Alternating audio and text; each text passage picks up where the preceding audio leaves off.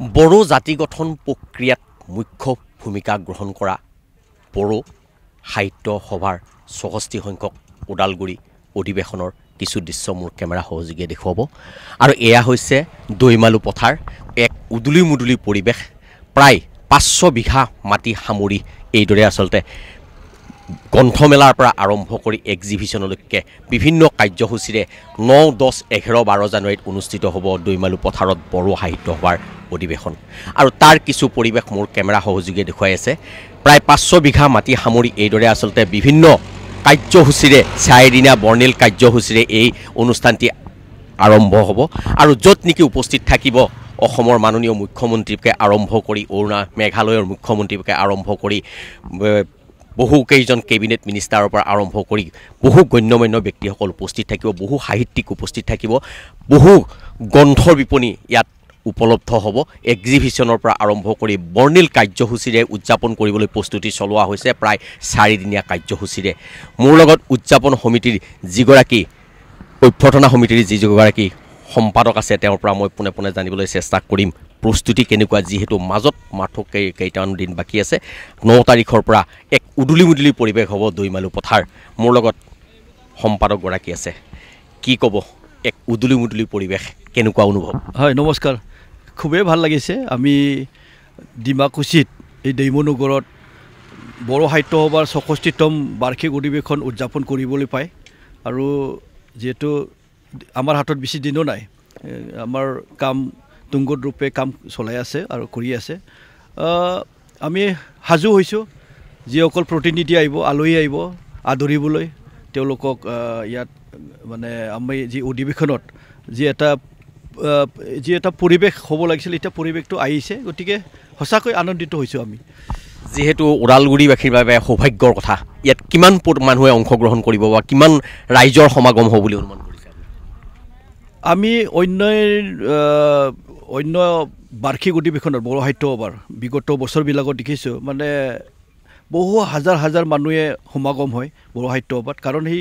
জাতিটোৰ এটা সবচে ডাঙৰ এটা উৎসৱ বুলিও মানে কিছুমানে আমাৰ জাতিত এটা বিশ্বাস বা মানি লয় গতিকে এই ক্ষেত্ৰতো এইবুলিও আমাৰ ডিমাকুছিত যথেষ্ট প্ৰচাৰ আৰু প্ৰসাৰ হৈছে যিহেতু গতিকে আমি আশা কৰিছোঁ ৯ তাৰিখৰ পৰা ৩০ৰ পৰা ৫০,০০০ মানুহ ডেইলি সমাগম হ'ব বুলি আমি আশা কৰিছোঁ ইয়াত মূলতঃ কি অনুষ্ঠান থাকিব আমাৰ মূলত ইয়াতে বড়ো সাহিত্য সভাৰ যি উদ্দেশ্য লক্ষ্য বাৰ্ষিক অধিৱেশনখন উদযাপন কৰা সেইবিলাক ইয়াতে হ'ব তেওঁলোকে এটা সুন্দৰভাৱে প্ৰগ্ৰাম ডিজাইন কৰিছে বড়ো সাহিত্য সভাৰ চৰ্চা বড়ো ভাষাক চৰ্চা আৰু বড়ো ভাষাক মানে কেনেকুৱা আমি উন্নত ধৰণৰ মানে কৰিব পাৰে বা বিশ্ব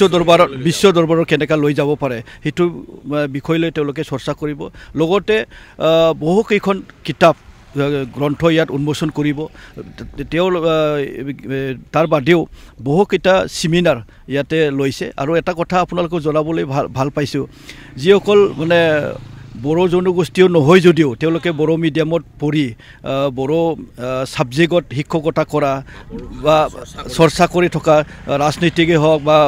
বিশিষ্ট সমাজ সেৱকসকলে হওক তেওঁলোকে ইয়াত এটা ছেমিনাৰ মানে তেওঁলোকক লৈ এটা ছেমিনাৰ কৰা হৈছে কাৰণ তেওঁলোকৰ অনুভৱ মানে বড়ো ভাষাক লৈ আৰু কি ধৰণৰ হ'ব লাগে কেনেকুৱা আমি আগুৱাই যাব পাৰে তেওঁলোকৰ অনুভৱবিলাক আমি ইয়াত শুনিবলৈ পাম সেইটো এটা আমাৰ কাৰণে সঁচাকৈ সমন্বয়ৰ এটা মানে প্ৰতীক বুলি আমি ক'ব লাগিব বাৰ্তা এটা তো ইয়াৰ বাদেও ইয়াতে বহুকেইটা মানে ছেমিনাৰ যেনেকৈ ষ্টুডেণ্টসকলক বড়ো ভাষাৰ প্ৰতি কেনেকুৱা আগ্ৰহ মানে কৰিব পাৰে বা বড়ো ভাষা শিকি আমি কেনেকুৱা মানে নিজক এটা জীৱন যাপন কৰিব পাৰে সেইবিলাক চৰ্চা ইয়াতে হ'ব আৰু তাৰ বাদেও ইয়াতে অতিথি কোন থাকিব অতিথি হিচাপততো আমাৰ বহু কেইজন মানে আলহী মাতিছে বুলি আমাক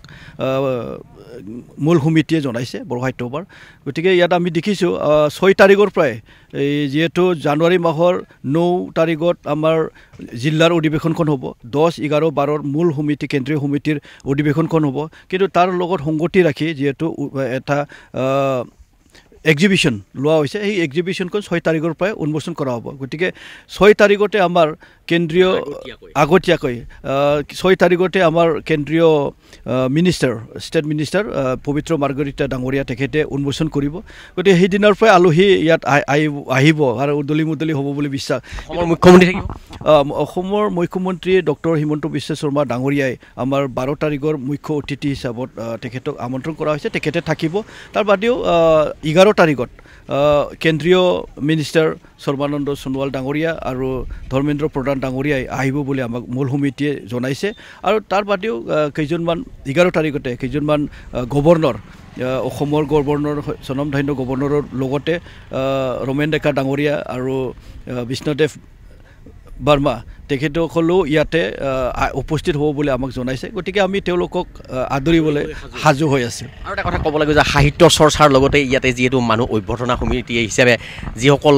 অভ্যাগত আহিব অতিথি আহিব তেওঁলোকক আপ্যায়ন কৰিব লাগিব আপ্যায়নত কি ব্যৱস্থা আপ্যায়ন বুলি ক'লেতো চাওক এতিয়া এটা মানে ট্ৰেণ্ড চলিছে থলুৱা খাদ্যৰ তো থলুৱা খাদ্যটো আমাৰ থাকিবই আমি বড়ো মূলৰ যিবিলাক খাদ্য আমি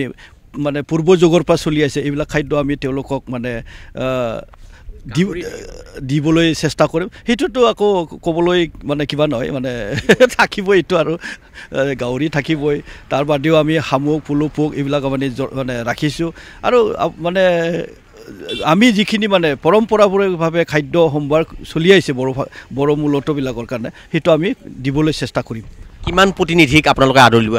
আমাক মূল সমিতিয়ে জনাইছে ইয়াতে 1500ৰ পৰা 2000 প্ৰতিনিধি আহিব আৰু প্ৰতিনিধি হিচাপত আপোনালোকে জানে যে বড়ো সাহিত্য সভাত মানে ভাৰতৰ বাহিৰেও বাংলাদেশ নেপালৰ প্ৰতিনিধি থাকে আৰু অসমৰ বাহিৰেও দিল্লী আমাৰ ত্ৰিপুৰা মেঘালয়া ৱেষ্ট বেংগল এই মানে যিবিলাক বড়ো মূলত মানুহ আছে তেওঁলোকে ইয়াতে প্ৰতিনিধি হিচাপত অংশগ্ৰহণ কৰিব মূলত কিমান টকাৰ বাজেট হিচাপতো মানে ক'বলৈ গ'লে আমিতো এতিয়া দেখিছোঁ আমি এনে 2 কোটি 16 লাখৰ বাজেট এটা কৰিছিলোঁ কিন্তু প্ৰগ্ৰাম যিহেতু আমি যিখিনি টাইমত লৈছিলোঁ ইয়াৰ অলপ কেইদিনমান আগুৱাই দিয়াৰ কাৰণে কিছু মানে খৰদৰ কৰাৰ কাৰণে অলপ মানে নেদেখা খৰচো বহুত হৈ গ'ল গতিকে অলপ মানে ইয়াতকৈ অলপ বাঢ়িব হয় আৰু কিছু লোক আছে তেওঁলোকৰ পৰা মই জানিব বিচাৰিছোঁ অনুভৱ কেনেকুৱা আপোনালোকৰ অনুভৱ কেনেকুৱা অনুভৱ বুলি ক'লেতো এতিয়া আমি ডিমাকুছী ৰাইজবাসী খুব আনন্দিত হৈছোঁ আৰু ইয়াত যিহেতু সাহিত্য সভা হ'বলগীয়া এইটো বহুত বছৰৰ পৰাই মানে আশা এটা আছে সপোন আছিল গতিকে এইটো এতিয়া সম্পূৰ্ণ হ'ব বুলি আশা কৰিছোঁ আৰু লগতে আমাৰ এই ডিমাকুছী অঞ্চলটো মানে উন্নয়নমুখী হ'ব বুলি মই আশা কৰিছোঁ অকল বড়ো লোকে ইয়াতে উপস্থিত হ'ব নে অন্য জনগোষ্ঠীৰো সঁহাৰি আগতে আমি দেখিছোঁ আহিব নাই অন্য জনগোষ্ঠী সকলো জনগোষ্ঠীয়ে ইয়াত উপস্থিত থাকিব